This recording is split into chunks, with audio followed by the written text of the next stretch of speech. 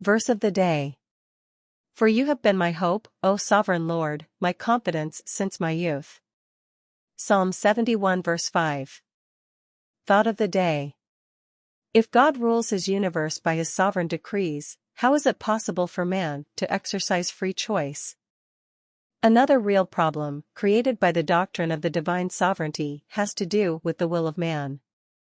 If God rules his universe by his sovereign decrees, how is it possible for man to exercise free choice?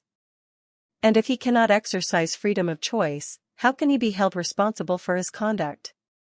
Is he not a mere puppet whose actions are determined by a behind-the-scenes God who pulls the strings as it pleases him? The attempt to answer these questions has divided the Christian Church neatly into two camps that have borne the names of two distinguished theologians, Jacobus Arminius and John Calvin. Most Christians are content to get into one camp or the other and deny either sovereignty to God or free will to man. It appears possible, however, to reconcile these two positions without doing violence to either, although the effort that follows may prove deficient to partisans of one camp or the other.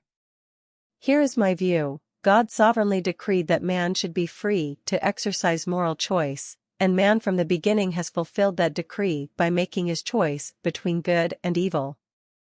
When he chooses to do evil, he does not thereby countervail the sovereign will of God, but fulfills it, inasmuch as the eternal decree decided not which choice the man should make, but that he should be free to make it.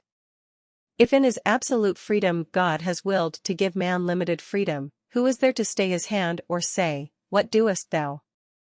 Man's will is free, because God is sovereign. A God less than sovereign could not bestow moral freedom upon his creatures. He would be afraid to do so.